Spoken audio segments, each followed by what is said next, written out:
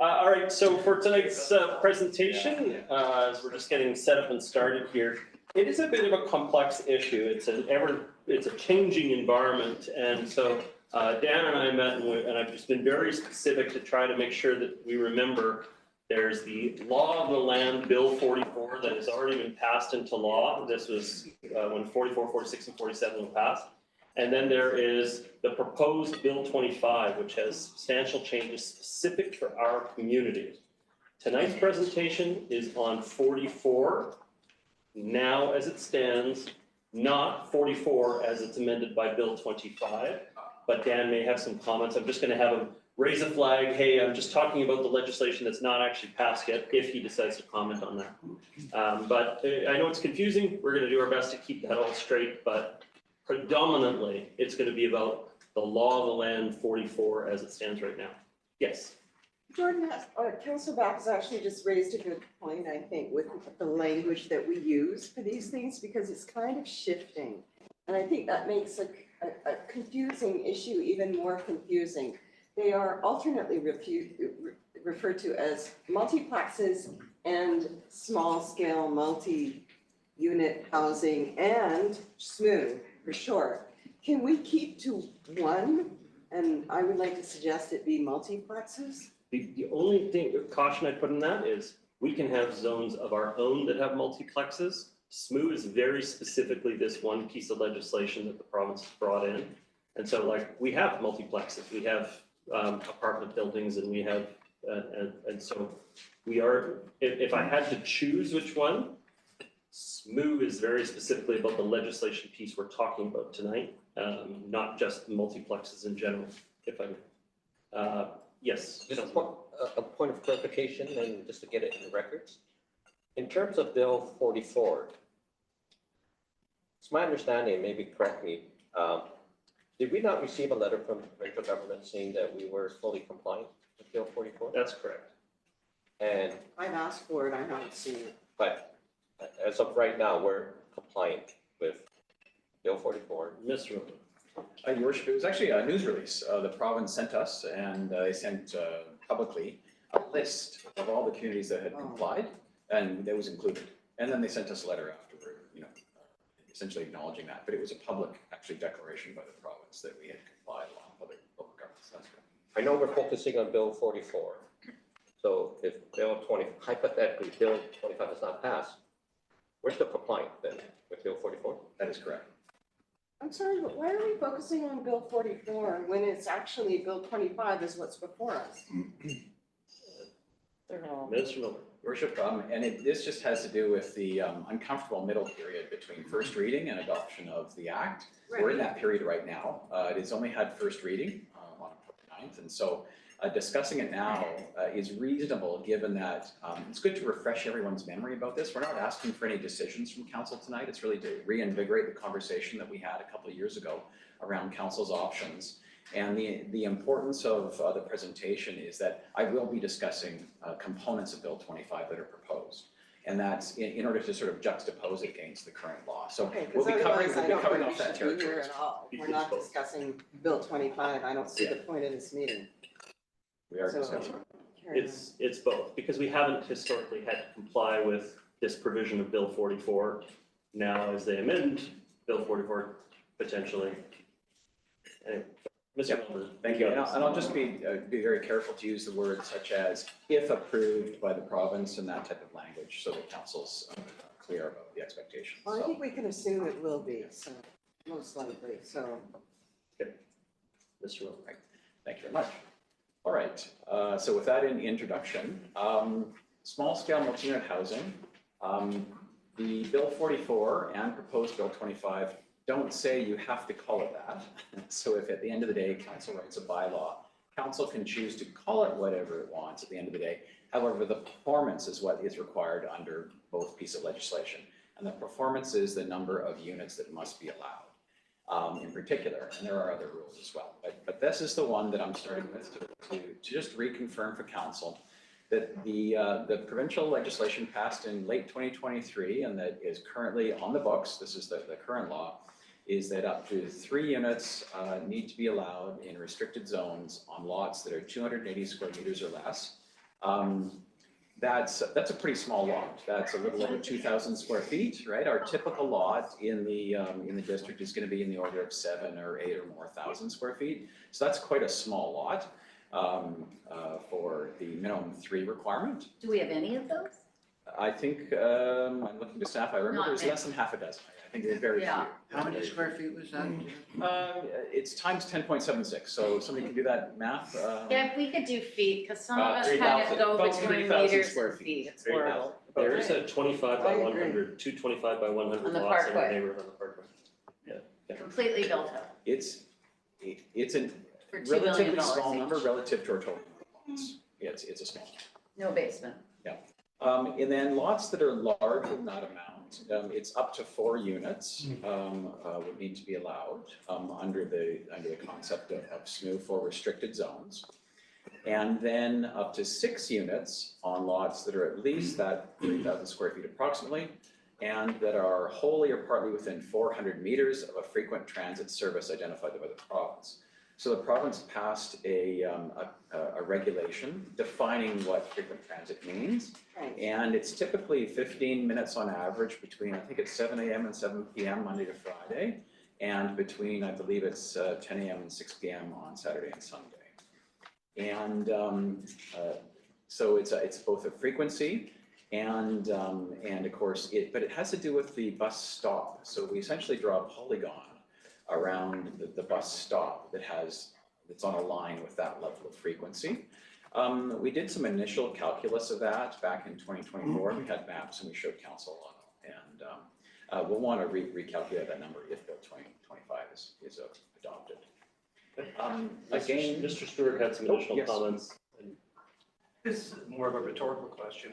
What happens if we agree to everything they ask us to do, even if it's under protest? They say, we don't want to do this, but you're forcing us to do it. And what happens if the market doesn't respond? And so we don't generate the units? I mean, what are they going to do? Produce them out of error? Yeah, it's an excellent point, and it's an important piece of context. Is the legislation does not require anyone to change their use of their property or develop their property. It simply says that local governments would need to change their bylaws to accommodate that growth if it is to occur. Now, back in 2023, the province published, they estimated that there would be, I think, around 130,000 small-scale multi-unit housing projects within about 10 years. I think that's a lofty expectation. That would work out to, I think, around 240 or 250 units a year in the district, looking at it as a proportionate share. We haven't experienced any kind of demand for that amount of infill. There would certainly be some interest, but we think that those are inflated expectations about how the market would respond.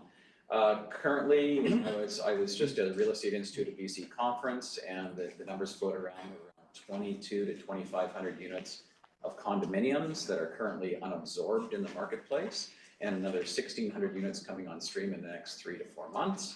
And so there will be thousands of units waiting to be absorbed in the marketplace for some time to come. And I think that's just evidence that what we see in the marketplace is there is a slowdown in the construction of stratified condominium units that we'll experience probably for the next few years. I've got councillors Pope and Murray So- and Forbes, although I will remind everybody, we do still have the presentation to complete and lots of opportunity for It's questions. only 3 slides. Councillor Pope, go ahead. Yeah, it's considering the transit-oriented development areas. So I was operating under the knowledge that up to 6 units would only be in TOAs or only be allowed in TOAs.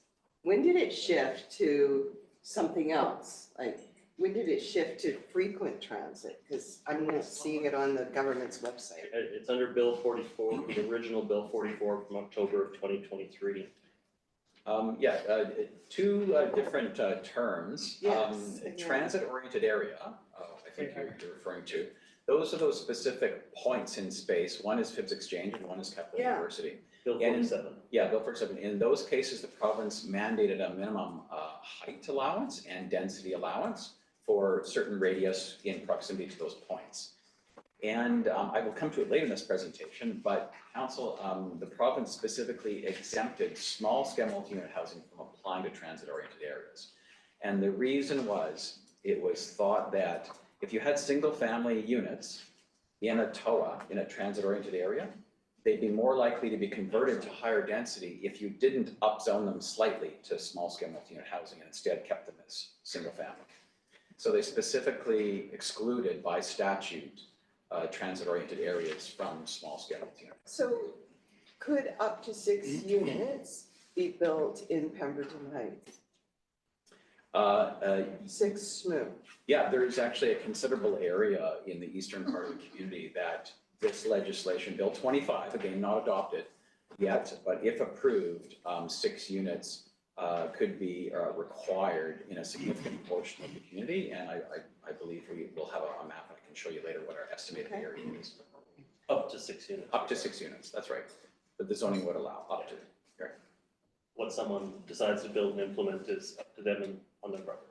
Councillor Murray, I'm just gonna wait. Councillor Forbes. I'll wait. Okay, Mr. Milman. So again, moving on.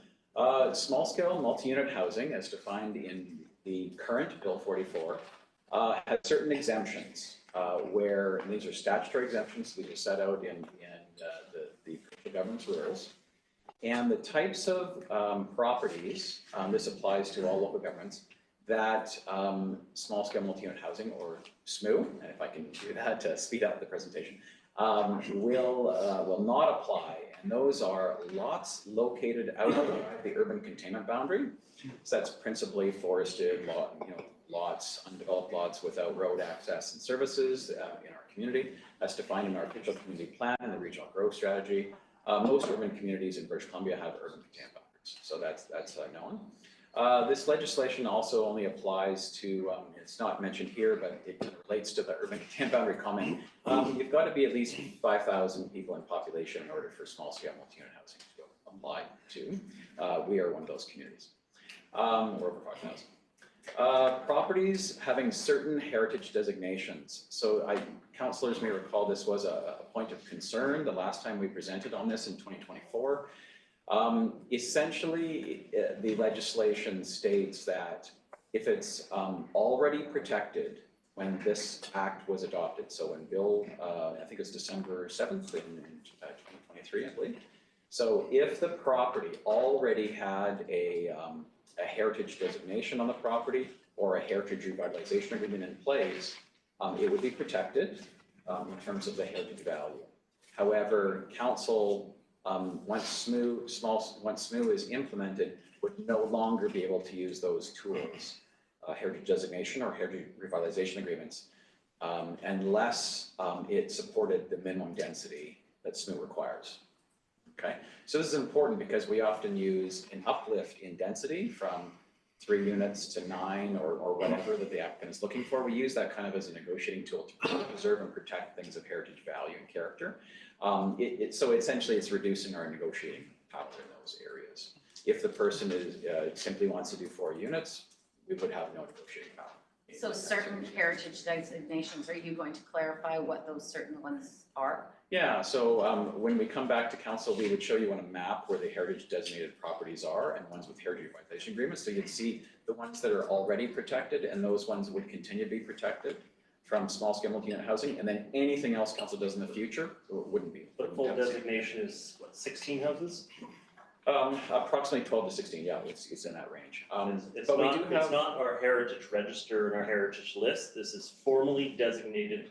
So Christie House next door is a formally designated, but there's only 16 in the whole district, something like that. There's a limited number. I guess the challenge would be is that we often look to the heritage register for opportunities, sites that are jewels that we want to protect in the future. We'd have limited opportunity to do that in the future if small-scale multi-unit housing applies to the district. Next, land is not connected to water or sewer system, and the province has clarified that means both. So if it has no water or sanitary sewer connection, it's exempt. However, almost every existing single-family lot that we have within the urban containment boundary has a service connection. A key question council will remember from 2024 was that, well, what if it has a connection, but that connection is deficient in terms of its capacity, right, and fire flow and so pressure and volume. And so council at that time, thinking and with staff's recommendation, was thinking about, well, if there was opportunity or a need to look at something like small-scale multi-unit housing in the future, we would want to have in our bylaws a limitation that if someone was proposing a building permit, which was unsafe, we couldn't fight a fire if there wasn't enough fire flow, that we would be able to refuse that service connection. So that was an amendment that was made to the water and the sewer bylaw in 2024 by council. Will that hold?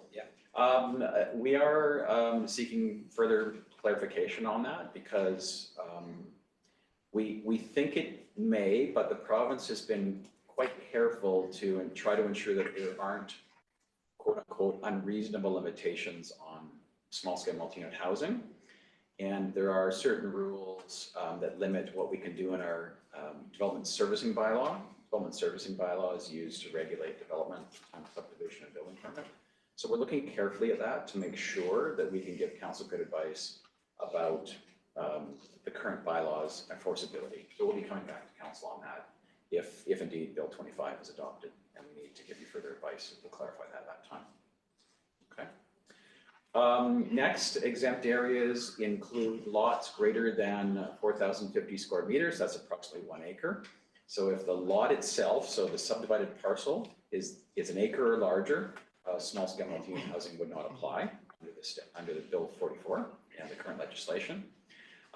Additionally, if the zoning of the parcel requires larger lots at the time of subdivision, so if it's zoned for larger lots, those are also exempt. Can you explain why larger lots are exempt? Is that because they want to provide incentive to build more than SMUH?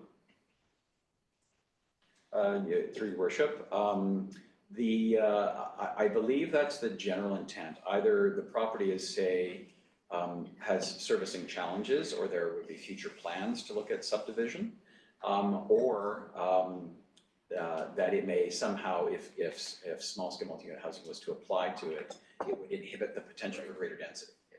That's essentially what we would expect. Yeah. It's also generally applicable to every municipality in the province over 5,000. So you've got very disparate communities with huge lots. And so it just doesn't seem like it's an appropriate density for some of those far-flung places. Right. Are there many in the district? Not many. I think we have some. They were again identified in the exemption map, and we'd bring that map back to council if Bill 25 is adopted to clarify that to council. And then land within the designated transit-oriented areas I mentioned earlier, those are exempt. And then land subject to certain hazardous conditions. I won't get into great detail here, but essentially what the province has done in the statute and regulations is to say that if the land is subject to a hazard, which is a risk that would be significantly increased because of the application of SMUH, and that the hazard cannot be reasonably mitigated, and that we have an engineer's report, so from a registered professional engineer in the province of British Columbia, stating that it is increased risk, and then provided we share that information with the province about where the exempt areas are. So they've created some conditions. Mr. Joyce, engineer, prepared a report for council when SMUH was last considered, identifying certain hazardous zones. We would return that information to council if indeed Bill 25 is adopted. So we would bring that information back so that council could consider it. Actually, my understanding was in those DPAs, we would still allow SMUH though, right? Like for instance, if it was a wildfire risk in the case of some areas, if they were building to a standard with more fire-proof materials, Your worship, to respond to that question, still allow SMUH. So if in this description, if it was exempt, it would mean that statutorily SMUH would not apply to the property. An individual could individually apply to the district and ask for higher density beyond their current zoning, which is a house suite and coach house. But it wouldn't be an automatic. Yeah, it would be statutorily exempt based on that report, which is, sweeping in the sense that there's an acknowledgement that we are in a wildfire risk area and we have certain flood risk areas that were identified in. Even if there was a standard set to say if you were building with these certain materials, it still wouldn't be automatic. Wouldn't be automatic, no, it would be exempt. If council was to agree to that report and make that decision as part of implementation. Now, if the intermixed fire risk was reduced satisfactorily across an entire neighborhood, then Absolutely. staff may recommend that exclusion no longer apply to that area, but that's not an automatic out of the gate. That's right, and I think we acknowledge there will be some opportunity as we learn more, it could adjust essentially the recommendation. And has there been any change proposed with Bill 25 around hazardous conditions? No. The exclusions are the same. Adjusted. All right. Next, what does small scale SMUH look like? The province, and I'll show this on a subsequent slide, the province has certain recommended guidelines for height, setback, form, various components. And I'll mention in the subsequent slide, they've expanded their powers in order to potentially create regulations that we would need to follow in the future. So what the province, and just to set the context, what the province has done is they've said, here are some guidelines, council needs to consider them, okay? So consideration means looking at them. And then we recommend you apply them. That's what the province has said. Then they've followed that statement with, and if you don't, we have powers to make you comply with them by us enacting our own bylaws, so that the province always reminds us about that with every piece of correspondence. It's optional, but do it or we'll make it less optional. Correct. Unbelievable. No. It's completely unbelievable. So the district response to the legislation, so Bill 44 at the time, was to essentially look at the description of what is a restricted zone, and then to rezone properties to allow a house, suite, and coach house, so that we had no restricted zones. And I use that term very, very particularly, restricted zone. If you're going to, I'll just step back for a second and say, if I was a regulator of the provincial government and I was trying to ensure that there was SMUH developed, I would have to describe what has to change, the properties that can no longer be in existence or the zoning, and then what needs to be in the future. So the past is a restricted zone. That's what the province defined. What were the things that need to change? And the province, a house with a suite and a coach house was not a restricted zone. And it isn't in the current act, right, Bill 44. And council chose to rezone approximately 17,000 parcels in the district at the time in 2024 to allow house, suite, and coach house, and within the urban containment boundary. And that, that meant that the application of SMUH did not apply to the district, and doesn't apply to the district. And I think that approach and the legality and the appropriateness of that approach was confirmed by the province. They sent us correspondence that said we had complied, yes, with the act. I think arguably, some made the point that, oh, we don't feel that it went far enough. Others say it's too far. I mean, I think we heard different kinds of positions and concerns. But certainly from staff's advice, and I think it's been borne out by the creation of Bill 25, is that we do comply currently. So about 17,000 units of additional capacity added. And that, of course, then played into the conversation that council had about two options for the official community plan. And the potential for new units in infill is an opportunity, right, for housing in the community. All right, so shifting gears then to the proposed Bill 25, which has had first reading only at the provincial government. May get approved quickly. I think Bill 44 was approved within a matter of weeks. Bill 25 likewise could be approved relatively quickly. It's part of their legislative agenda and intent for this fall, so we may see it move through the system in a relatively speedy fashion. Time will tell. So October 9th, we've had first reading, and a couple of key changes within Bill 25, which again amends the Local Government Act, if it's adopted. Is to expand where SMUH must be permitted. And in particular, a restricted zone would include a house with a suite and a coach house. Okay. So it essentially points at the kind of zoning that we have and says that it would become restricted if this act were to be adopted. It then expands, and I'll get into this in a subsequent slide, expands the list of certain standards that the province could regulate in the future, and require local governments to adopt zoning bylaws to comply with this SMU by June 30th of 2026, so mid next year. And then amend deadlines for the process for local government to obtain extensions that comply with SMU and site regulations as applicable. So council may recall that last time when SMU was proposed, there was this opportunity to ask for an extension to the application of SMU if there was a certain, say, servicing concern in a certain neighborhood. The province did receive a number of requests for extensions, and it only approved a few. And those it was very small numbers, I recall. They were particular to sites that just they were able to demonstrate the provincial government's criteria need for extension. So there is an opportunity to ask that for communities that this small scale multi-unit housing would apply to. The extensions that were typically granted were short duration, half a year to a year. Essentially, the province is looking for communities to resolve the servicing limitations quickly and set up a financial structure to address them. All right, so pouring into the details a little bit.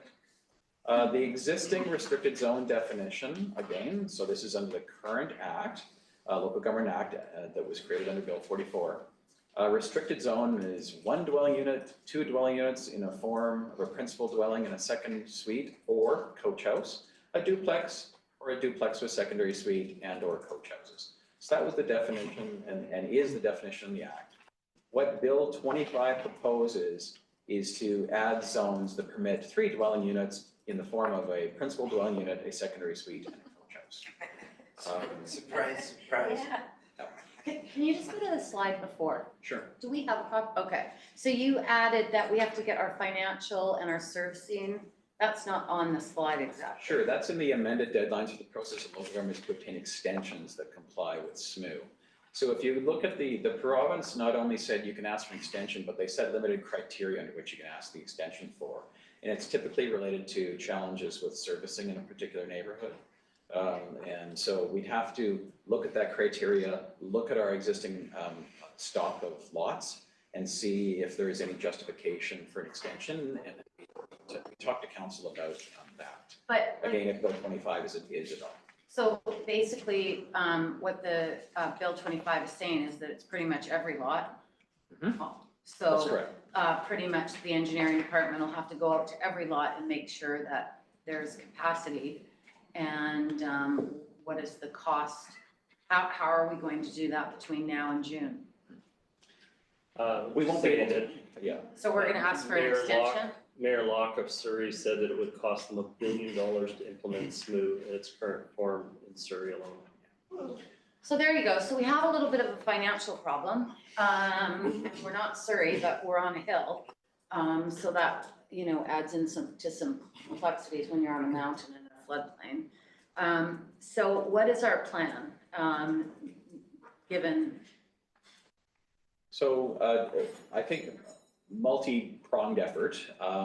The couple that I've mentioned tonight already, one is ensuring that if an unsafe condition would be created with the issuance of a building permit, such as a building that doesn't have fire flow capacity, we want to be able to say no in that circumstance. However, that would mean that the applicant can then, pay to extend those services or increase that capacity. And there would be a conversation there about how they would do that. The other approach is, again, to look at the criteria the province has identified for an extension to see if any of our properties would fall within that, and then to come to council with advice about requesting an extension. So that's an outstanding question. I understand. We want to give you advice before that deadline is triggered. Yeah, I understand. I'm just not sure how we get to, 17,000 units to assess whether or not they've got appropriate, water pressure to fight fires and any of the other issues that they might have. Like, I get it. I get that. I just don't know how we actually do that to be able to alleviate our concerns about costs and ability. Mr. Milburn? So just to mention that at a high level, I'm happy to have Andy Bell step in as well to supplement. We won't be able to. We won't be able to assess every property between now and June. We staff did some preliminary assessment in 2024, and council will recall we identified certain areas that were easy to service. They would still need service upgrades, but they were easier. And then other areas which were more challenging, where there was known limitations in water, sanitary, or storm. And no doubt there are properties that we would not be able to develop 4 units everywhere on all 17,000. There isn't the market demand for that either though, right? So the challenge will be for us is that we don't know where they'll go, like what the market will be interested in. I mean, from experience, having worked for developers, I know they're gonna first go to sites that they own or that are flat, easily serviced and accessible. So they'll try to pick the cream sites where they think they can sell the unit or rent the unit and get their return. So they'll look for the easiest sites first. And then they'll start to explore other opportunities as they arise. The experience I've heard from communities across BC is that it's a bit like mushrooms in the sense that they grow throughout the community. You aren't necessarily able to tell in advance where the development industry will be interested, which actually makes it very challenging from a infrastructure planning perspective. Because all of a sudden, the tools we have given us from the province to try to how to service infill in that kind of dispersed format are really not easy, really not easy at all. DCCs, for example, how do we predict how much infrastructure to develop through a DCC? It could be billions of dollars of infrastructure to service it, as the mayor has mentioned, other communities. And so it raises a number of challenging questions. However, this is being experienced by communities across British Columbia. We're learning from how others have been applying it and the challenges they've been experiencing, and we would be able to apply that to our research and study and approach. Your Worship, I'm not sure if Mr. Bell, no, he has nothing to add. I was gonna say, that wasn't the mushroom metaphor I was expecting. I was expecting the one where you keep them in the dark and feed them manure. Okay. But my comment is that you made a very important point, and you and I were talking about this earlier, that I think should be restated here. It's hard to say where the shortages are en masse, but the problem you're going to have is it will be okay for the first 2 or 3 within that trunk or within that group, and then it becomes a problem. And so you're going to have this unequal effect again, where you're not going to have a community that's sort of naturally the block face becomes these higher amounts and it sort of becomes the look of the general neighborhood. It's going to be 2 or 3 get it, and then you're low on resources waiting for a major infrastructure change. And so they move somewhere else, path of least resistance, to another location. Yeah. So it's the way it's set up, it's unlikely to be distributed evenly. Or the premise that it's allowed everywhere, and then you come in, which is what really we're challenged already within our building department. You come in and go, oh, well, I've got my plan. I want to do this, this, this, and this. And then we're like, oh, yeah, sorry, no, you can't do that. Oh, okay, I'll go back and amend my plan. Okay, now can I do it? Yeah, no, you can't do that either. So it's, for the property owner, for the speculator, it's going to be a crapshoot, whether they get it or not, because of the area. And how can we, we're already having those challenges with applications that are coming forward, where we're constantly returning them because they're wanting to do something that we can't accommodate, or it doesn't fall within the zoning. Mr. Milton? And certainly, if Bill 25 is adopted and SSMUH needs to be applied to, the community and significant sections of the community that aren't exempt under the rules I mentioned earlier, then we would probably need to work on some of those strategies, like doing some modeling of water, sanitary, and storm, and trying to identify areas where we could publish publicly to say to people, here's where services could be accommodated without major extensions and so on, that would hopefully direct the market toward those areas. I think that would be a reasonable response. Again, there will inevitably, though, still be areas that people want to develop in that will require major extensions and upgrades and improvements, and we'll have to come up with a financial strategy to deal with that, either applying it all to the first one through the door, or a DCC program, or latecomer. You have a limited range of tools, but there are a variety of tools. So Mr. Cohen has shared that just to be able to understand the financial cost of this and what we need to do, it's at least 3 years. To be able to understand what this legislation and what this addition is how it's going to be implemented within the municipality. We won't have that information on hand when we have to have started the process, so. And That's so, right, we'll have to get it along the way, and it would, if Bill 25 again is adopted, it would behoove us to allocate the necessary resources to do it relatively quickly, but we wouldn't be able to do it by June. can I just ask one more question? Yeah. I probably have 10, but I'm going to start with one. Where are the professional associations in all of this? The engineers of British Columbia, the planners, like where, even the CFOs, the financial officers of the province and their professional associations, where are they taking positions? I understand the engineering association is starting to ask some questions about how all of this is going to be accommodated, what it's going to do to finances, how it's going to be managed. I mean, to me, this is, ground changing. It is like nothing we've ever seen at a time where we can barely keep our head above water right now. And yet it's, well, the province has made us do this, so we're gonna try to get through it. I just don't understand. I think there's gotta be some legal question in here somewhere, that there's a responsibility of us and the professionals that sit around this table to be able to say to us and affirm that we can actually do this. And I don't think any of you can. I don't think we're making zoning changes, being ordered to make zoning changes. And I think the professionals in this room and outside of it are saying, we're not really sure because we haven't done the work yet, because this has happened quite quickly. And I think that is just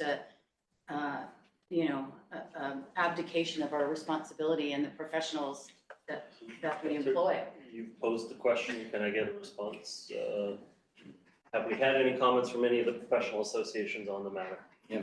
I personally haven't seen a position taken by the professional engineers, planners, appraisers, or any of the other professions in particular. I think it's been an area of heated debate. I would say that certainly on the professional planning side, there is a general acknowledgement of we're in a housing crisis and there's a need for housing. But there's also a general acknowledgement that there is more and less efficient ways to deliver housing, and housing forms that are close to transit, close to existing services, close to logical extension of services on a per unit basis will almost inevitably be cheaper. So you'll get more housing if it's focused in areas as our OCP calls for, in growth centers along the corridors that connect them. So I think there's that general acknowledgement in the industry. There's also significant concern in the debates. I will say that we've communicated these concerns to the province, but I can't speak about them because I've signed an NDA agreement in terms of my engagement. So the province requires that we sign NDA agreements, that we can't speak about the feedback that we're giving them in their various consultations. But I also speak to people outside of the NDA forum. We speak at various forums and workshops, and it is generally known that there are challenges, and I will say this, it is heavily resource intensive to try to resolve these issues around stratification, around infill, around servicing. Certainly the feedback I've received outside of those NDA discussions from my counterparts that have implemented this is some communities are having an easier time of it. Other communities, it's incredibly challenging and highly resource intensive. So it depends on the community and the application of the rules. And then throw in the lack of DCCs, the lack of money coming from senior levels of government, whatever's going to happen to those DCCs, if the ACCs are going to replace the DCCs, how does that play into all of this? And Your Worship, a very important conversation I think that Council should continue to have if Bill 25 is adopted is what are the services at the provincial and the Crown Corporation and the private utility level, how are they adapting their planning and their design and their construction of infrastructure to meet the expectations that the province is setting for us to approve housing?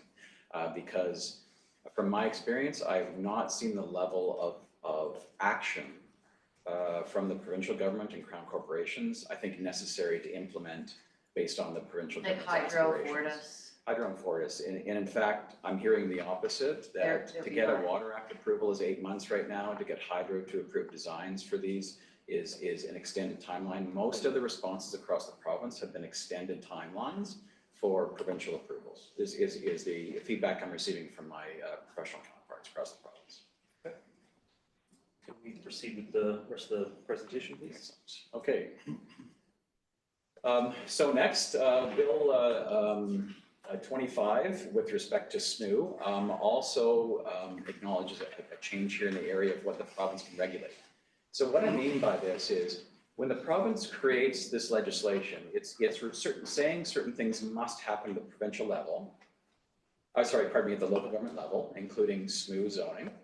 And then it also at the same time giving itself the power to impose those through regulation, okay, if not followed.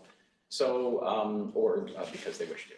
So the current legislation allows the minister, in essence, to set regulations for siting, so siting of a building on a site, the size of it, the dimensions, the location, and the type of housing units.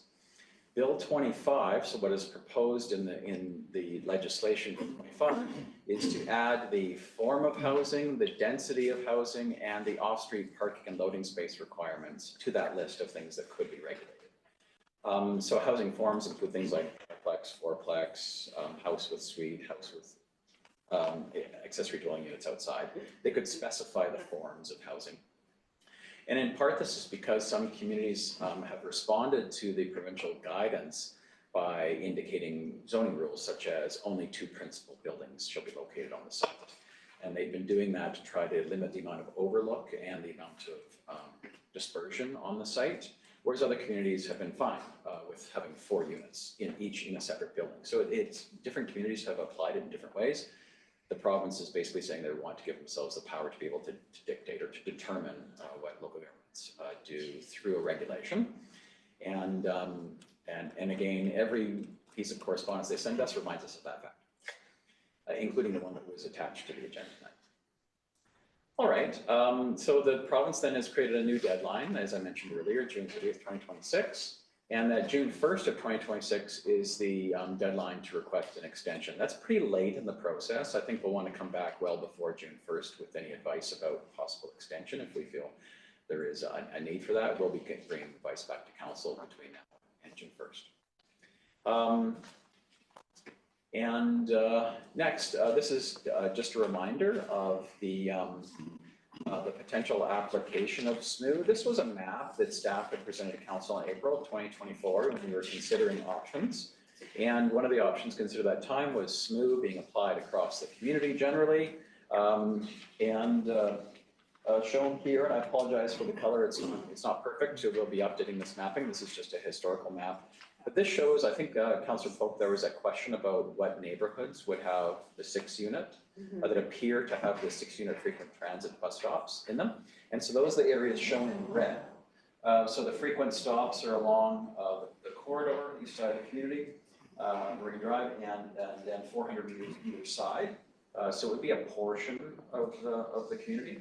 And then up to Lynn Valley, you can see that we've drawn polygons, those kind of circular areas around those bus stops. And so those would be areas of 6 units that the zoning would have to accommodate. And then everywhere else shown in the yellow color, not including, of course, the exempt areas, which are the steep sloped and wildfire and flood areas. So everything shown in this bright canary yellow would be where SMU would apply. And then, of course, we'd have exempt areas if council agrees to the recommendation from Mr. Joyce at the time. So that's the idea of the map. It's a significant number of properties in the community that it would apply to. We would come back with further advice again if Bill 25 is adopted. Councillor Forbes? Just a quick question. We haven't officially, council has not officially talked about or passed those extensions that you've drawn on the map for those town centers. Extension, pardon me, those. Like Lynn Valley Town Center, yeah, and the one down there. These areas? Regard. That's the frequent transit that's forcing that. It's essentially staff looked at that provincial definition of what is frequent transit areas, and then we've tried to translate that geographically into the district to where that would apply. So those are areas where 6 unit appears that it would need to apply based on Bill 25, if it were adopted. Okay, And 'cause even though Pemberton Heights is, 80 feet up a cliff with very few trails or connections between it because it falls within the geographic distance of a frequent bus route, There's that. portion of it should be captured. The bluff. The bluff is right here. So does it, where is that cutoff in Pemberton Heights where it would be? I'm just looking for staff, if they So- can pull up a map and give a street Herman's reference. house. That's 19th. That's 19th, I think that's 19th and McKay. and so that's like a block. Halfway through. There are homes that will fall under that area. And they define it as any home that falls within or partly within 400 meters. Is that one little spot right there? Councillor Hanson? Yeah, thank you very much. My recollection, when we were looking at Bill 44 before, and of course, majority council opted to vote to change the bylaws such that we could put the 3 units and therefore weren't a restricted zone. But as I recall, there was an option at that time with respect to SMUH zoning, but with broad exempted areas with respect to wildfire, natural hazard, servicing and so forth. And if I remember correctly, it was the opinion at that time that the district retained the authority under what was then to be Bill 44 to not give building permits or not allow these SMUHs to proceed in those areas because it simply didn't, and that there was a discretion retained by the district with respect to those areas. With respect to Bill 25, and I think everyone at the table can accept that Bill 25 is going to be passed by this legislature. Do we still retain these exemption areas, and will we have the right to refuse building permits for these reasons of safety and servicing and so forth? Kind of hard to see on this Yeah. slide. If you look at it in Lighter print, orange. you can see the orange versus the yellow. Yeah. The orange is the lots you're talking about. These lots. The, All the way along the Hazard rivers zones and and along the such. top. Yeah. so yeah, you had a way better map, I remember back. Now, why when. we use this, I don't know. It's the same happening. There's more colors than pale. Earlier I asked staff if Kevin very kindly attached the previous presentation from June. So I'm going to see, pardon me, I'm going to flick through some of the slides here and see if we can find a We have better it late map. as a You know layer, what? don't we? On the Yeah. screen, on this screen, it's way better So than it this was is- on that. This is just a presentation I gave back in June 3rd of 2024. And so here we go. This is a map of the Yes, that's. exemption areas that staff had analyzed. And so we looked at the wildfire hazard areas and a couple of floodplain areas that were identified. Oh, is that gonna work? Oh, I can see that. Okay, oh, thank you so much. So that was the area. So wildfire and flood areas, SMUH density, creating an increase of risk. Landscape cannot be practically mitigated by lot owners alone, so landscape mitigation would need to be addressed. And more risk analysis would be needed before applying SMUH. So that was the advice of the professionals that reviewed this information at the time, and that's the advice given to council. And we would probably, if Bill 25 is adopted, we would bring back this conversation to council. And it would essentially be the same concept that we talked about in relation to Bill 44 that we didn't vote in favor of. We'll bring that back out of necessity. That's correct. Following If- passing yeah. Bill 25. If Bill Okay. 25 is Yeah, adopted, thank that's you. correct. Councillor Pope? And that's 35% of all lots in the district. That's. what The this- single that says family. That would be exempted. That's correct. It's approximately 35% of the single family lots, as I recall from the analysis completed at the time. So And that's I- because we have a lot of hazards in the district, I Yeah. think, here. Yeah. Almost all of them that you find in BC, we experience them. And so the other question I had was in regards to what powers and controls do municipalities still hold after Bill 25 if it's enacted? In other words, like, will we still retain height and square footage and setbacks and those kinds of things. Sure. Bill 44, so the current law states that council can't use its powers in things like land use regulation or land use permitting to unreasonably limit the Right. density potential. Yeah. At the same time, they provided us with guidelines, and they recommend council consider those guidelines. So they have heights, and I'll get into that in the presentation on a subsequent slide. And that is up to council's discretion and how to apply those heights and setbacks, for example, in the community. Again, the province reminds us that we should follow their guidelines.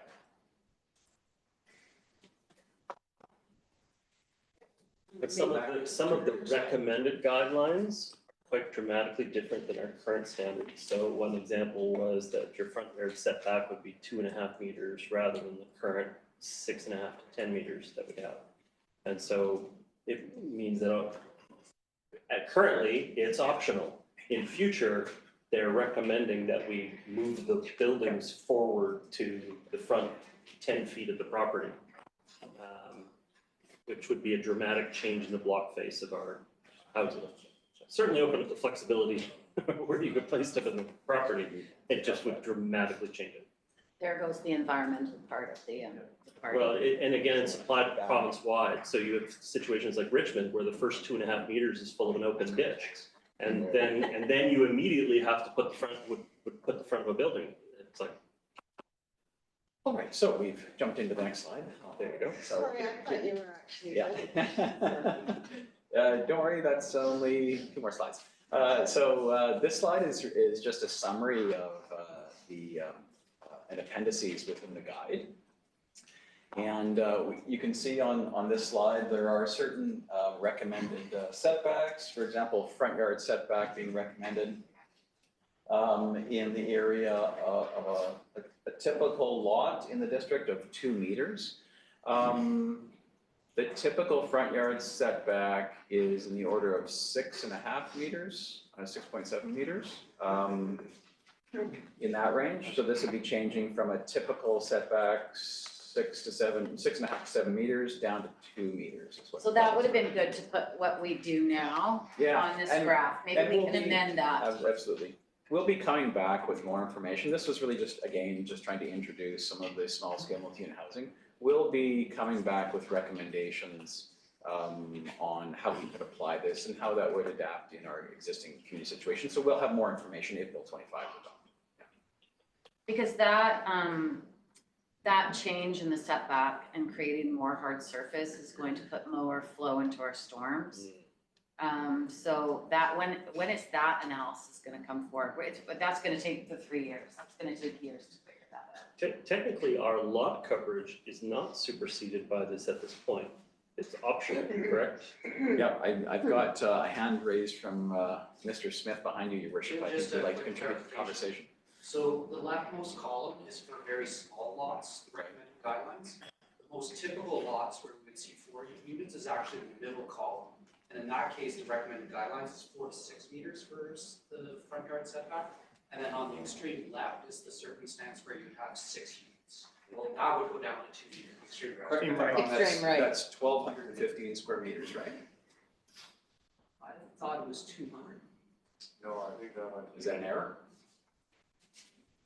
Could someone please pull up the guideline? Oh, yeah, you're right. Okay, so 1,215 square Pretty meters typical lot, right? is a pretty typical lot for us. It's less. And it's 2 meters. It's 250. That's fair. So if you multiply by 10.76, that's 14,000 Yeah. square feet. My mistake, sorry. Okay, sorry, I had that right, sorry. Thanks. So the one on the left would be would apply to That'd the be most most common. majority lots. That's right. And again, it's a guideline. And communities have applied it in different ways for their community circumstance. But it's usually been some within a range, of variability that we've seen in other communities. And the provincial government's response has been to increase their amount of regulatory power in Bill 25. So that I think they're concerned that communities aren't applying it. The concern I have heard is mainly around parking, because some communities do require quite a number of parking spaces per unit. And I have heard the province in particular express that concern, but time will tell. But could you just clarify that question that our existing bylaws are still in force and effect? And so someone could not build hardscape through all of it without getting an exemption from our current hardscape regulations. That's correct. So the process would be in the next, that's the next step slide next, is what we would be doing is if Bill 25 is adopted by the province, we'll be coming back to council with advice about the guidelines and how they could or wouldn't be best to apply in the district circumstance. And council will then have a choice in how to set heights and setbacks and so on that are best for the community. But again, you'd be limited by those rules in the act that says you can't unreasonably limit. Okay, and then the province always has its backup plan, which is to impose its own regulations. I think Councillor Forbes, yeah. This may not be related here, but I'm very curious, when we get all this upzoning where we can have 3, 4, 6 on a lot, have you heard anything or any discussions that you can tell us about the provincial government, what that's going to do to property assessments and what are their plans about that? Yeah, Your Worship, in response to the question, so when Bill 44 was first proposed, I put that question to the assessor actually, and their response was, it's completely new. It would be applied, universally except for exempted properties, and so they'd have to monitor the market, and if the market responded, the values would respond. And so we can assume that in any circumstance, just like when we went to House Suite and Coach House everywhere in the community, we didn't see necessarily that being the cause of a corresponding shift one way or another to the values. It really depends on how people perceive value being created in the marketplace and whether or not they'd pay more for the lot because of this and where they would pay more for that lot. So there might be certain neighborhoods that are just easier to develop for 4 or 6 units. And those would see more market uptake and demand would increase the value. And then the assessment authority would simply respond to that change in the market with their aggregated assessments that they do annually. But what I'm concerned about is you could get 5 people on the street who want to sell and develop, and then you could get 4 that don't. So that 4 are going to have a target on their back because the assessment's going to come in for that whole street. And they're going to have to pay very high taxes according to if the other people who want to develop is approved in that area, correct? If their relative value in the marketplace went up in comparison with other properties of the same estimation. So But it's market demand. and so that brings me into thinking, I mean, much as in the past, we know how developers went into certain areas and developed them or waited for them to maybe run down a little bit. And then they would go in and build. So that brings me to, I just see this creating problems in the neighborhood, maybe not now, but within 5, 10 years. I just see neighborhood wars that are gonna happen. Because you're gonna have some people who are maybe retired, don't wanna move, can't afford to move. And then you're gonna have, like I have a couple of people that own 3 or 4 houses in North Vancouver on my street, and they'll be at it like that. Yeah.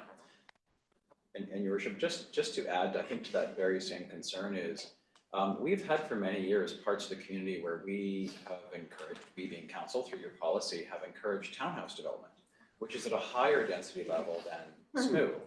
And one of the challenges I see is that if there is increased demand and costs related to purchasing lots because of SMUH, if it's desirable in the marketplace for SMUH, then that will make it that much harder to develop the townhouse product that we've tried to encourage for years.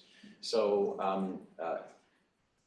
again, the province tried to respond to that with the TOA rule, right, the TOA exemption, but that doesn't cover our townhouse product in our corridors. And so I think we'll have to watch how the market responds, but it is a foreseeable challenge that SMUH may inhibit further densities that we would try to encourage. That would be, from our perspective, more efficient because they're a higher density in that particular development. And I put that question to the province and their response was, well, then just pre-zone everything to the higher density now. Yep. We're living in a democracy still, aren't we? Councillors Hanson, Back, and Pope. Thank you, Mr. Melbourne. I seem to recall when we were talking about Bill 44 originally and its application with SMUH, and also I think you mentioned it in passing, as you began your discussion today, a rental-only zoning for sure. Is that, Councillor Pope asked, what are the powers that we do retain? Do we retain the power to impose rental-only zoning over Smith? That's a great question. I was going to cover that in my next slide, but happy to speak about it now. And that is next steps. I know, never done those questions. I apologize. So in terms of the responses to the legislation, if it's adopted, one of those will be we need to bring back advice on extensions and the potential for extensions. Another is the question that again was raised tonight around the viability of our water and sanitary bylaws to be able to say no if it's unsafe and can't be serviced. And then the other is with respect to kind of zoning responses. And one of the potential issues that I raised in 2024 and would raise again as part of this conversation is whether or not council would like to explore rental tenure zoning. Rental tenure zoning can only be applied to multifamily sites, and all of SMU is multifamily. It's a multifamily. It's multifamily form. And so there are key regulatory questions around would council like to have development permit area control for form and character? That's one.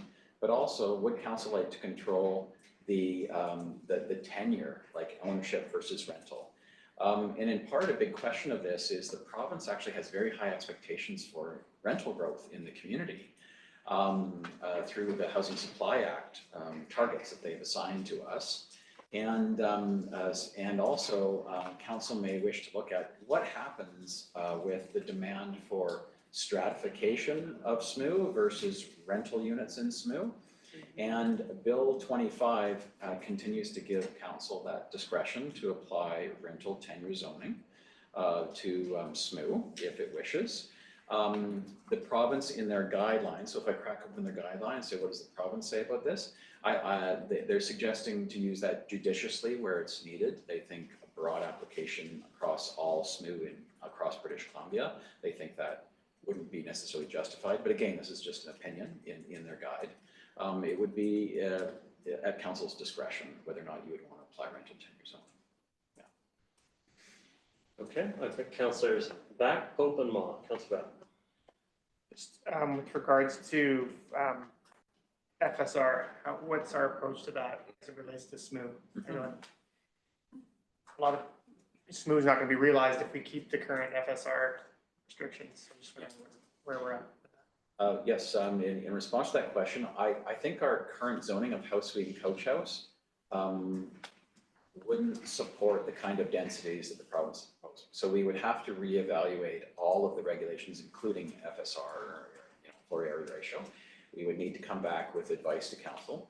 The provincial guidelines suggest that communities not impose an FSR, building coverage and those types of rules, but not an FSR. That's just, again, their opinion. They've left us the discretion to apply an FSR if we wish in our legislation. Again, if it doesn't unreasonably limit the development potential. So if you set an FSR that means the units are so minuscule they would not ever be developed, we'd have to give you, and our intention would be to bring back a SMU zone if Bill 25 is adopted for you to consider in terms of all these options, FSR, setbacks, and height, and so on. Everything shown on this slide and other regulations. It's been one of the biggest issues that we haven't had more uptake in coach houses, right? Councillors Pope and Ma. Councillor Pope. Package D, 6 units per lot. What is the lot size required for that? Because 280 square meters, I believe, which is around 3,000 square feet. And within 400 meters in linear distance to a frequent transit bus stop. If you meet those criteria, then it would be 6 units. So potentially you could have a approximately 3,000 square foot unit with I don't understand. site with 6 Why units. is it 4 units are allowed on a Oh, 1,200 square? so I'll clarify that. What's shown here is the guidelines. So the province has minimum statutory requirements of what you need to allow in Bill 25. But it also has these guidelines which have different sizes and that's essentially this is the province's suggestions for Does council to anyone else see consider. what I'm trying to, the point I'm trying to make here?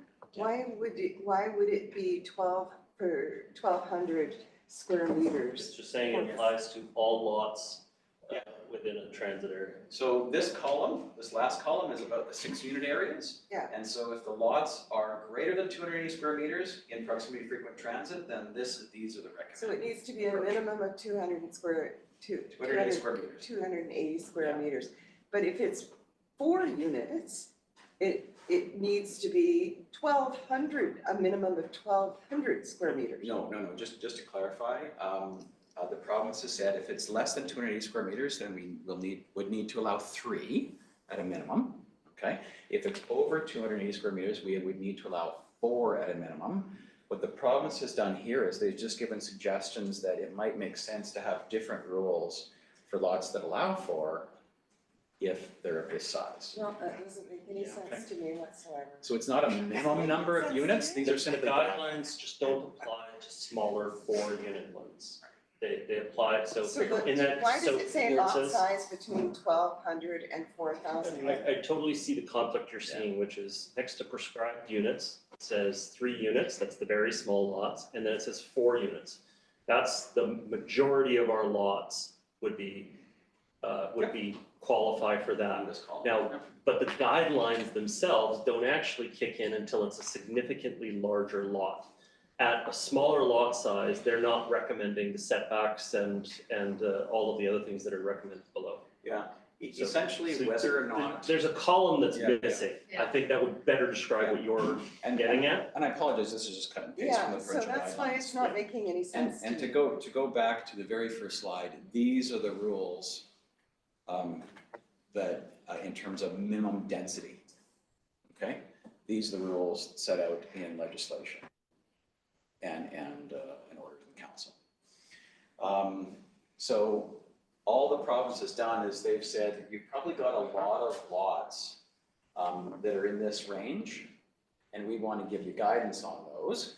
And that guidance, the cutoff between sizes, they picked 1,215 square meters. It's just their guidance. But remember, as soon as you hit that threshold of 280 square meters, then you need to go to 4 units in the legislation, okay? And that's just density. The other slide I showed you is recommended heights and setbacks and things like that. These determine the density, these rules here. So, and our average lot size is 1,200. About 12. No, Actually, about 7,000 to 8,000 square feet, so well below Oh, now we're back to 1200. feet. 12, Sorry. 12, 15 I square think meters. it is better in future presentations to use empirical rather than the metric because some At of any you rate, are I did more. hear you say 1,200 I know square people meters often is the think typical in- lot for in North End. And I was just thinking, It's a bit 10 or big, 11. that's 13,000 square feet, that's a bit big, So- 8,000 is already typical. So this sets the density rule. This just sets what the province recommends to be heights and setbacks, okay, for those ranges. These aren't density rules. These aren't density limitations. These are the density rules that are quoted here.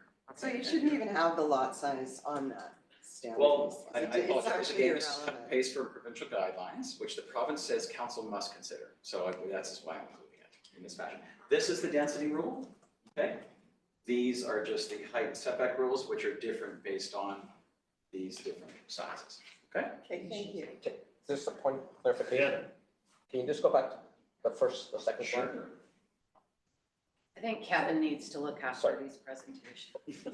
Sorry, Sorry. I just think he understands how we think of it better. Oh, I man, know. come on back. Okay, but those up to 4 lots, subject to natural hazards, right? All the exemptions apply. Right, so, Okay. Yes. and a third of our sites have natural hazards, so, yeah. So Bill 25 did not take away those exemptions. They would remain in the act. Okay. And I apologize, Councillor Mary, if that's not meeting your standard. Well, Councillor Ford. I'll just phone Kevin tomorrow. The frequent transit service where you get the 6 lots. It says identified by the province. So right now we have 2 that are identified by the province. Correct. So going forward, we don't really have to follow that until they designate more TOA areas. Is that correct? It's up to you. You always Or if the the route going past you right now is already a 15-minute, considered a high-capacity route, if it's already going by you. And so the province has said in their guideline that you will need to be responsive as local government to changes in transit frequency. So if we do in the future get frequent transit in a new area, then we will need to update the bylaw at that time to reflect 6 units in those areas. But what they don't talk about is the frequency goes down. Because that's possible with translate, discontinuing a certain bus, like Yeah. the bus to UBC was discontinued. So in those circumstances, if we passed a zoning change that upped it to 6 units in density, all of the non-conforming rules would apply in terms of, the act with respect to people's use and intention of use, with respect to that individual site. So we'd have to do an assessment of non-conformity if there was a loss or reduction, and council chose to downzone the property at that time. Councillor Forbes, were you satisfied or you got it? Well, I'm just thinking, I understand what you're saying, but if we're thinking, well, this is gonna happen in the future and doesn't happen for 10 years, why would we zone for that? Why would we accommodate that zoning in that area until it actually is at least on the books that it's gonna happen? I mean, the The province has set a deadline of June 30th, 2026, if Bill 25. So no matter what TransLink's plans are, or if they're 10 years out or whatever, it's still gonna impact certain areas of our district. Now, we can't delay that until we actually have a definite commitment and funding and things are gonna go forward. We're not making those decisions based on future service. We're doing it based on what's there now. Currently there now. Correct. Yeah. But we can't unreasonably withhold it in future years if all of a sudden we got a SkyTrain station in a neighborhood. We would be compelled to treat it as frequent transit. I understand that, it's just we have to fight so hard to get any kind of transit improvement on the North Shore that I would hate to see lots upzoned, so to speak. And then the taxes are affected, but it takes 10 or 15 years for that to happen.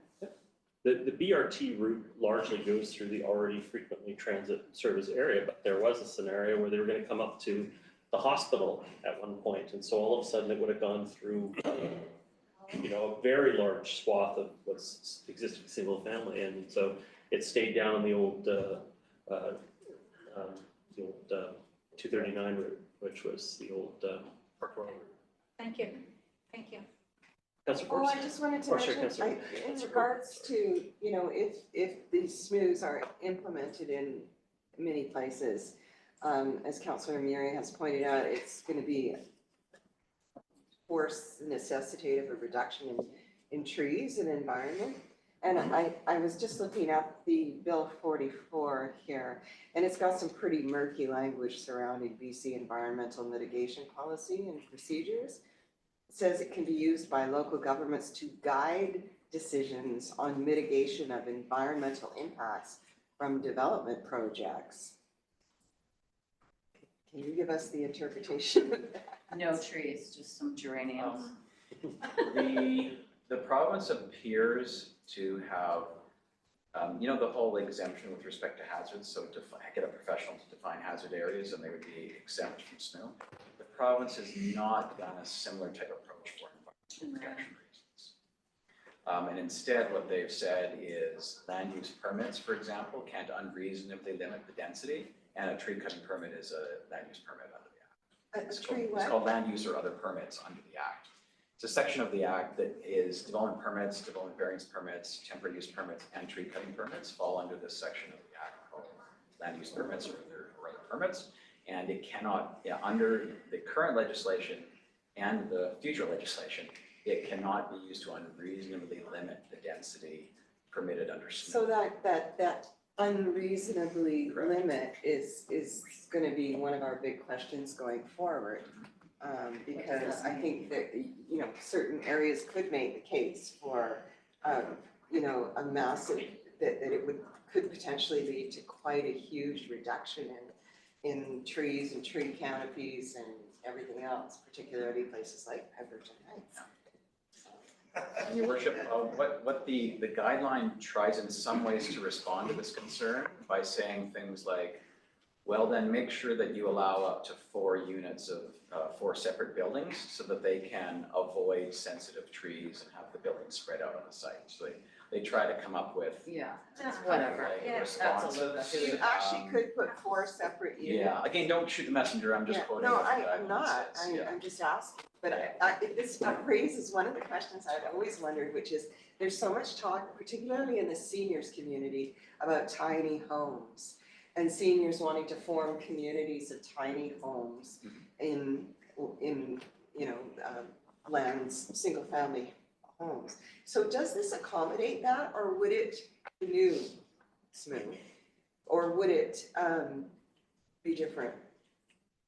I think SMUH accommodates tiny homes if they are compliant with the BC Building Code. So it could be for 4 example. tiny homes on, Yeah, and I'll just clarify, Your Worship. It's important to define what you mean by tiny home, but no. yeah, For myself, it would be a modular structure that otherwise complies with the BC Building Code, so permanent foundation, service connections, and so on. If your definition of tiny home is something that's on wheels and just rolled up onto the site, then that's a different kind of rule. They take great pains in the guideline to say things like, SMUH does not require that you accommodate somebody in an unlawful secondary suite or an unlawful unit. People would still have to, if they have an existing home and they've somehow over the years inserted a 1 or 2 or 3 units into the single family home illegally without permits, they're not exempted from compliance with the BC Building Code. but I like what you're saying, because it sounds like that there is the possibility of that happening. Yeah, there's the possibility of for the province Instead of proposing a massive potentially structure, 4 it could be smaller 4 structures, 3 in a row, 4 in one building, 2 principal buildings with accessory buildings like tiny homes in the back. They're basically suggesting that local governments be as open to those different forms as possible. That's interesting. I want to live in a tiny home when I retire, with my friends, surrounded by my friends, in their tiny homes.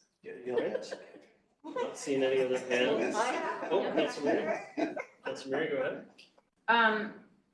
Yeah, I think there's the issue, well, that's a huge issue, right? Because we've seen what happened when speculators come in and we had like a 700% increase in building permits, primarily in the Upper Capilano.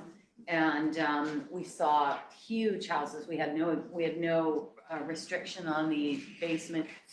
And we were getting, 6,000 and 7,000 square foot homes, some bigger than that. And, what happens is because we didn't include the square footage of the basement in the overall square footage, they were digging, full height basements to get full, they were digging massive basements to get full height on the main floor so they could get the 12-foot ceilings. And they were digging lot line to lot line. So there goes your canopy. Like the idea that this is somehow going to be, if we move the buildings around, we'll be able to maintain canopy is absurd. We live in one of the wettest areas in the region. We are, charged basically for that climate. Yep.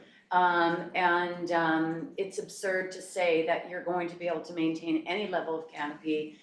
Just with the density that we're trying to deal with right now, we're making changes with single family zoning. Apart from this, we were going to talk about that. I don't know when that's coming forward. But that is a huge concern, especially with the amount of water that we have. So I just, I'm sorry, this is a half-baked plan with no money, no costing, no engineering, no nothing. It is the most absurd thing I've ever heard. To top it all off, and I'm just looking at a publication that is released by Rennie, Bob Rennie. That's the Rennie I'm talking about, Bob Rennie. He releases a twice-a-year real estate talk newsletter.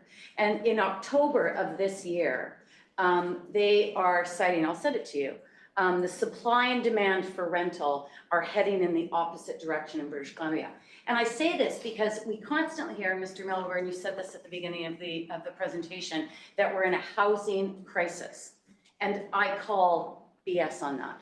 We are not in a housing crisis. We are in an affordability crisis. That is what we are in.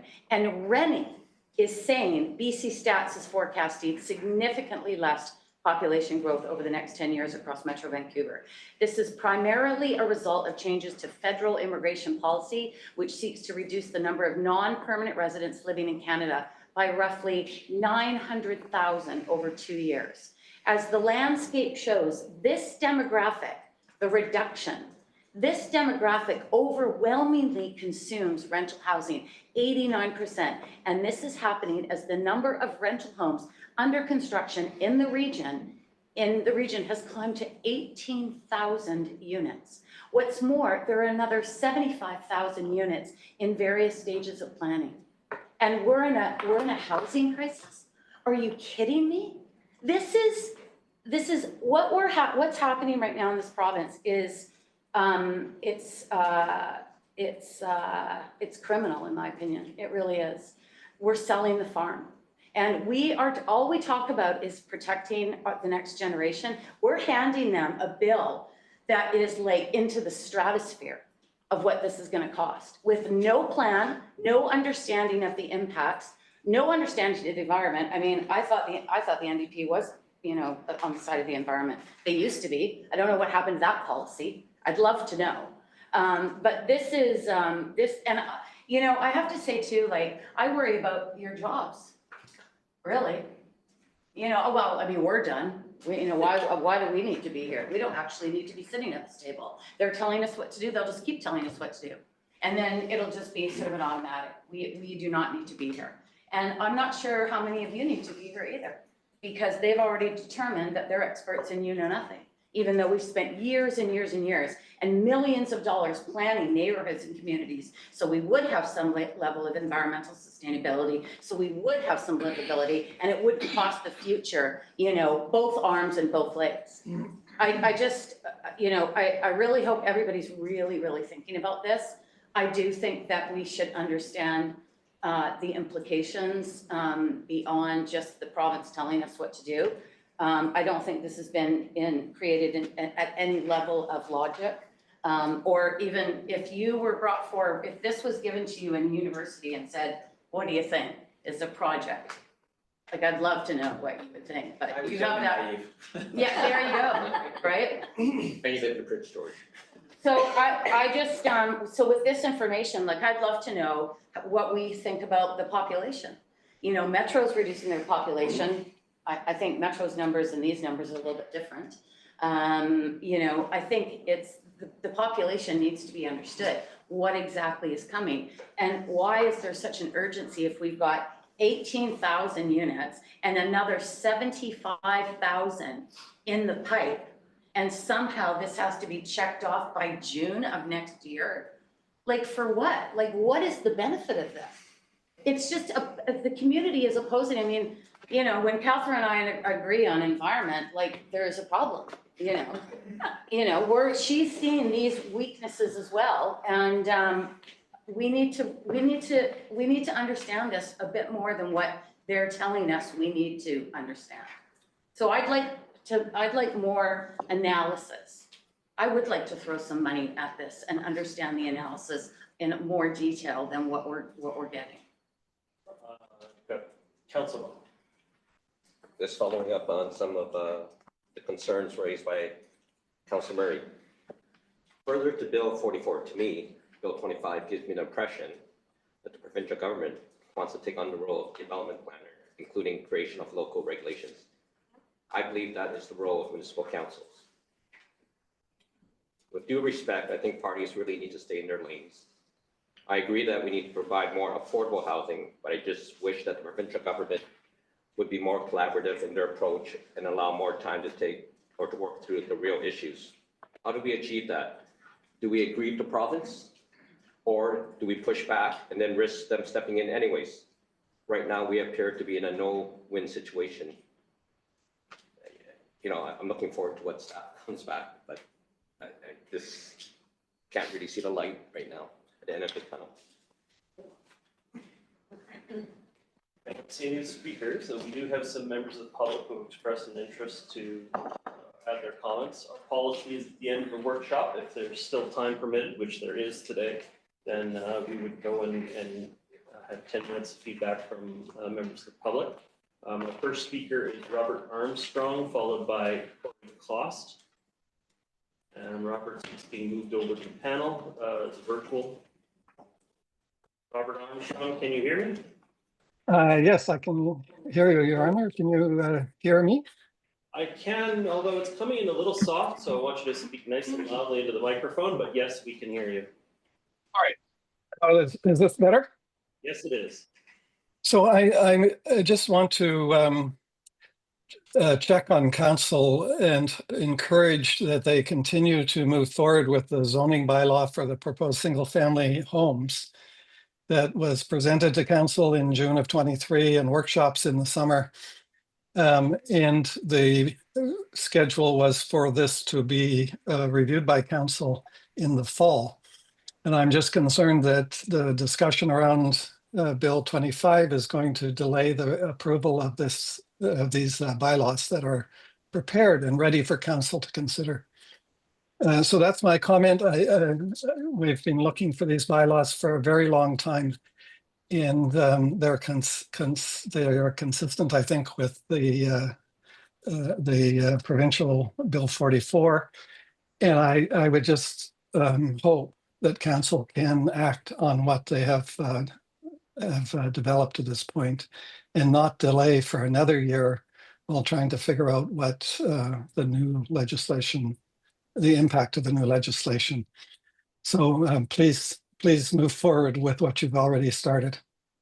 That's really my only comment. And I know you're not answering questions, but I hope council will move forward on the single family zoning. Thank you. Yeah, thank you very much. It's not a public hearing, so I actually can get a little bit of additional information. So I'm going to go to Mr. Milburn for some comment on how that's still a priority. Absolutely. So thank you, Your Worship. We had a brief delay where we needed to have this kind of conversation and evolve the conversation about the OCP and the SMUH. However, staff would concur with the position that we want to move forward with haste on the conversation.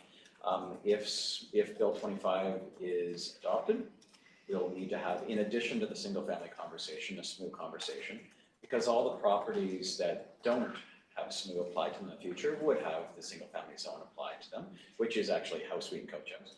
And all those very good kind of policy discussions that we had around basements, lifting basements out, to try to address issues in the community, modify the exemption rules, all those kinds of things that council seemed to support in principle, that council expressed desire to have more information on that. We want to take those same principles and insert that into the SMUH conversation as well. So and bring back to council both single family zoning and SMUH zoning that applies those good principles. They'll of course have different outcomes in terms of density, but we would concur that the advice staff provided should be considered as soon as possible by council. Again, there's a lot of work here. I think council appreciates that, and staff are working to try to respond to these changes and come back to council in a timely way. The timing that we're really focused on is satisfying Bill 44 with respect to the OCP. So that will be a public hearing upcoming and then certain bylaw amendments. So our key focus is what must be done by the end of the year. However, we will be again working with haste to try to address the single family and other issues shortly thereafter. So even if Bill 25 is adopted, which would cause about 2/3 of our single family houses to no longer be in the single family zone explicitly, we're still continuing the conversations, and we'll get back to it as soon as we've got enough staff time and resources once we've met the compliance issues at the end of the year. So it is still our intent to bring that forward in a timely fashion. Dr. Klost, welcome. Can you hear me? Yes, I can, Your Worship. Here's what constitutes a very small fraction of my library. They are the local government in British Columbia, the community charter, and the local government under the community charter. These three books have been my Bible over the last 2 or 3 decades. And frankly, it seems like I can throw these out the window because we, the public, are no longer involved in this process. And this is sad. And I'm coming towards the end of my lifespan. Hopefully, I've got a few more years to go. But I feel sorry for all of those behind me that they will not have really a say in the matter of your local community. Zoning, to me, has never been a right. It's a privilege that's dispensed by council, who is elected by people that tell council what kind of community they want. I think it's a shame that we're losing that. But if that's the will of the province, we are just a creature of the province, and they have essentially stomped on us. I can't properly see how appropriate DCC charges, for example, for park space, which is a horrendous charge, can now be instituted, because it'll be termed to be an impediment of some sort, even though it's a requirement for a livable community. As for the maximum height, 11 meters, that's 36 feet, a little bit more, and that's without the basement. And if we force the basement up, there'll be 4 stories, and we're approaching more likely 45 to 50 feet in height. I don't see that reality reflected in any of our discussions. I phoned staff about getting a clear map of that yellow and something off yellow last week, and it was supposed to be corrected, but it clearly has not been corrected. I hope it will be in the future. Anyway, I hope that the public who is invited to these public hearings are indeed not just coming without any chance of changing council's direction or the province's direction. I hope that they will come away with some democratic rights. Thank you. Okay, we can take one more. Would anybody else like to speak? Yeah, Speckle? The good thing I don't stand up. My dog's right now. I have a couple, they're actually questions more than anything, but when we were talking about servicing and whatnot, we seem to be talking about what that house, I know we talked a little bit about it, there's a couple of houses on that block, but if we're supposed to anticipate the full implementation of SMUH, then how on earth are you going to service sewer and water for whole blocks for changes? And how are you going to, like, is this something, are you allowed to say, well, we can see that if we change this pipe size here, it will work. We'll have to look at that when it actually happens. Are you allowed to postpone it like that? Or do you actually have to have made accommodation for it it appears the province wants you to have made accommodation for it. So I don't know how you do that. There's another thing, when you talk about the map, I look at Deep Cove, which is my neighborhood, and this is just an example of the rest of the map. I know you talked about SMUH application before, but I can't remember, I don't understand why so much of Deep Cove is exempted. I'm happy it is, but I don't understand hazards. Yeah. Fire. Hazards. Wildfire, Yeah, slow. my lot's exempted. I don't know what the hazard is on my lot. Could be slow. It's slow, but I think it could. Agreed. If you go on GeoWeb on dnb.org, you can enter in your property address. It will tell you what development permits apply, and that will tell you what the reason is for your specific property. Mr. Milburn, I think it's still a bit of guesswork as to how that'll actually work, but yes, we have the ability to deny approval, not unreasonably withhold it. We have to provide the reasons for it in places where it's there's a DP. Our house doesn't use, I built the house that I live in, my husband built that house. And it's only, I mean, yes, it was built in 1981, but it could stand there for another 100 years.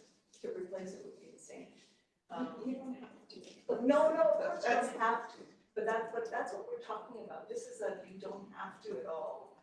But on the other hand, if the development climate changes, which is way down right now, but if it changes, do we not, we are already seeing on 29, a whole bunch of houses that are less than 20 years old coming down. Well, that to me is totally wasteful. Then the other thing, I have another is a question, because we were talking about frequent transit versus TOA. And frequent transit, you said, is bus service every 15 minutes? Average 15 minutes. Average 15 minutes, but TOA is entirely a different thing. Completely. So there's a lot of areas in North Vancouver that have frequent bus service. I would suggest even the deep coast bus routes are pretty well at 15 minutes. And that doesn't seem to being applied in a sort of consistent manner. Anyway, that's my comment. It's 7 a.m. to 7 p.m. every Yeah, day. in the middle of the day, it's half-hour bus service to be Yeah, yeah. So at this moment, with the service levels the way they are, Lynn Valley Road and Marine Drive are the only ones that are single-family areas. Main Street is largely commercial and upzoned from the TOA anyway. Crossing routes doesn't have 15 minutes. Not at this time, not all day. Yeah, Mr. Zhang. Yeah, I can clarify that. One thing to note is that that level of frequency as defined by the province has to be achieved by one bus route. It cannot be achieved by Multiple bus routes. So that's why. That's an important detail. So that's why Lonsdale is, I believe most of it is not considered because there's not one bus on Lonsdale that achieves that threshold. Whereas there are only 2 buses throughout analysis that achieve that threshold, and that's the R2, which runs along Marine Drive, and the 240, which goes from Lynn Valley to Dallas. Makes sense. So that's why you see those 2 pockets in. Mr. Miller. Yeah, and just as a reminder, council, this is an introduction to this conversation. If Bill 25 is adopted, we'll be coming back with more details and recommendations and options for council. Thank you.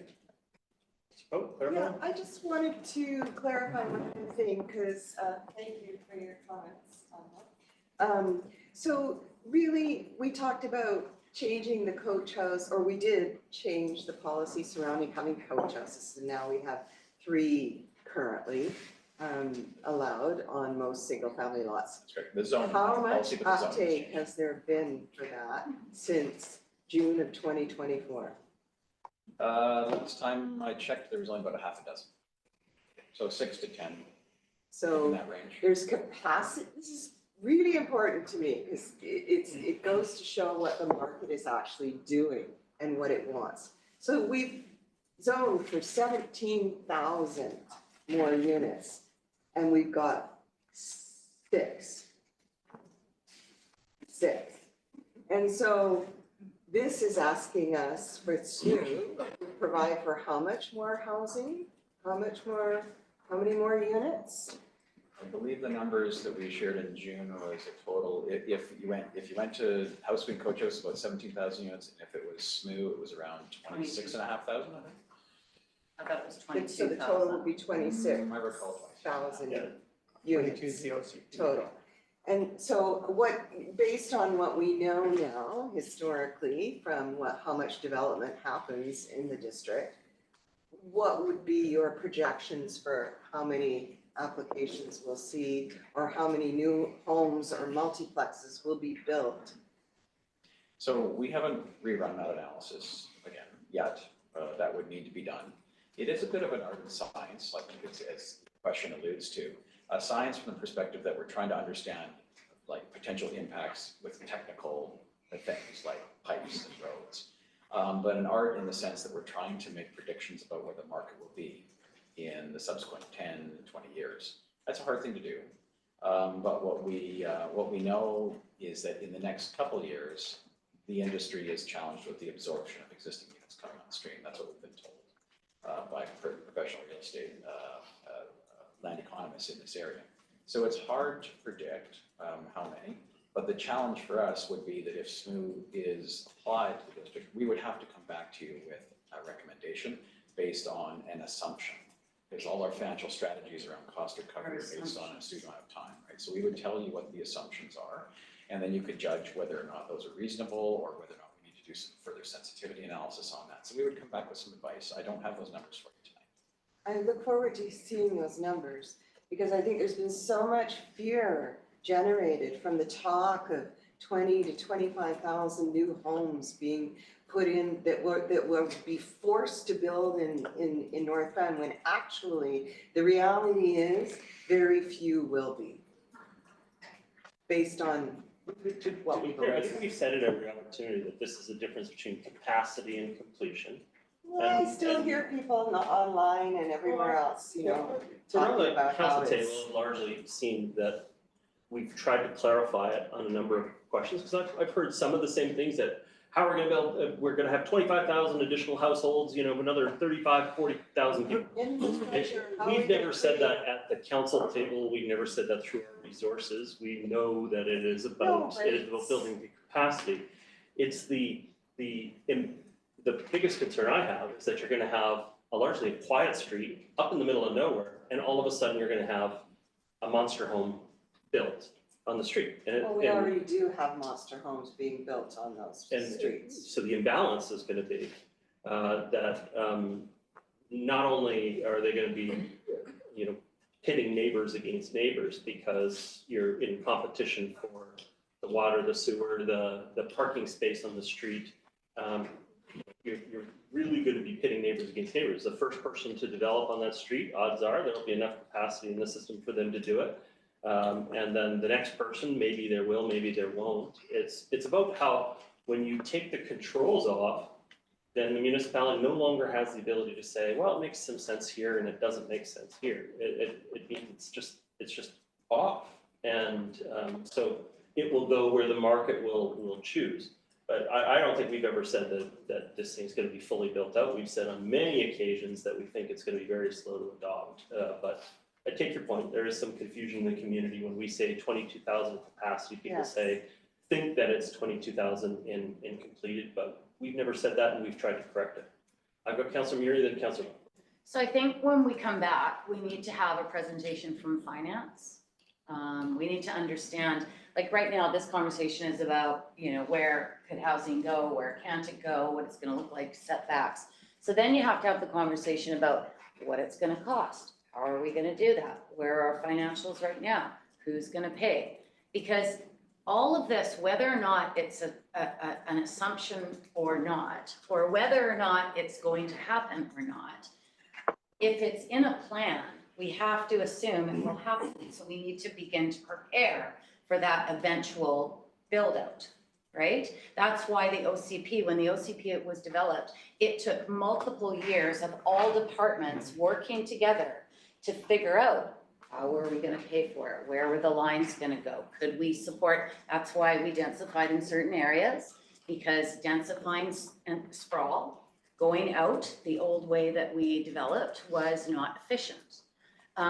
So we're missing a few pieces here. And I think there should be equally 2 more presentations from engineering, some of the, what are the challenges they have, what are those costs?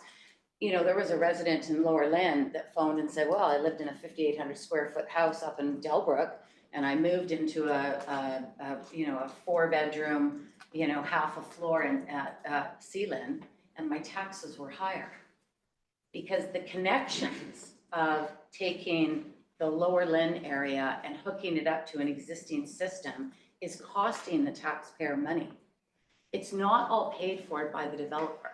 When we're hooking up to existing system, there are some costs on us. And I think we don't understand that as clearly as we need to. We don't understand that part of the infrastructure. It may not be the rec center or you know, the parks. It's the pipes in the ground and the utility and the servicing corridors.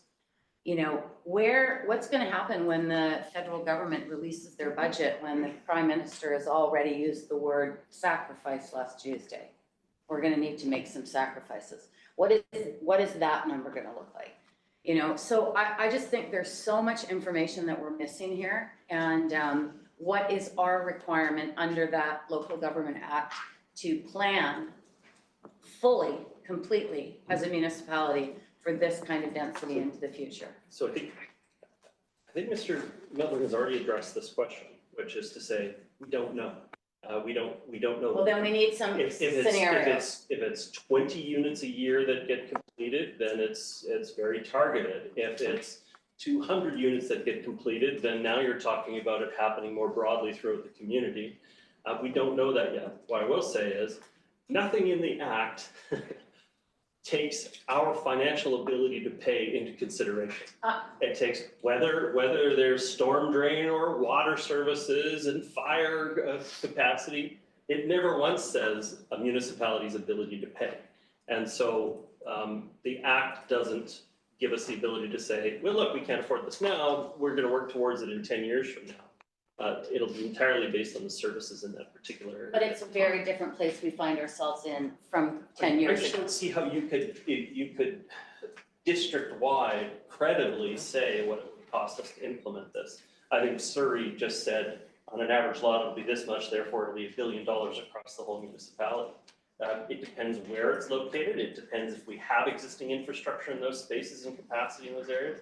So I don't want us to push to staff to have to spend a lot of time to figure out the financials on it when we have no idea how fast we'll be adopting and whether it's going to mean capital changes for pipes and infrastructure. Well, there's more than just SSMUH though, Mayor Little. There's also the TOAs, there's also the corridors that we're looking at increasing density on, Oh, I'm just saying, apart from the whether SSMUH, Also, the increase in the tax base from the growth. Which and the is in- development. which is isn't insufficient actually really right now. found in SSMUH unless the property value goes dramatically up. Yeah. Just wanted to note, we absolutely look forward to conducting that analysis, bring that information back to council. Tonight was, again, just a reintroduction of SSMUH. We think that both the analysis of our services and amenities, as well as referring our analysis to our provincial and federal counterparts about their amenities and infrastructure, so that they can plan for this, needs to be shared and also brought to council so that we can fully try to understand if we follow these assumptions, approximately 500 to 1,200 units a year getting built in the community. What does that look like? What does that look like dispersed in the community? How many will be SSMUH? We present you with options and then seek your advice on moving forward and what changes would be necessary. We present you with options. I know, but there's just this one question. Kevin was gonna make that presentation in regards to single family on how we're looking at different heights. Is that still coming forward? And are we going to be able to talk about the inequity beyond the urban containment boundary from what was previous, allowing them to add a coach house and a secondary suite? Or is that the appropriate time to bring that up? I act at council's discretion, but the information we were returning was to do with the zones within the urban containment boundary, the single family zones. So. But we could bring that up as direction if we wanted to. Yeah, it's out of scope for SSMUH, but Yes. for the single family It's, issues, I don't see why we couldn't Yeah. talk about it, but again, it's a very tiny source of housing. And so I don't know how much time we want to actually be spending on it when we could be spending our money, our time on things that are more efficient ways to produce housing. except, it's just that it was removed. I don't think council realized it was removed. So. I just do a check-in with council to see if that's how they want us to spend our time, because it is a very minor number of units. Well, not for the people that live up there. Councilor Wong. I'm just following up on that. Just for some clarification, if I can just read this and I'll turn to you for an answer. I believe that the number of applications for coach houses that you mentioned are based on current FSR limits. And I believe that as part of the new single family dwelling bylaw that's being considered, there was some talk about an increased FSR.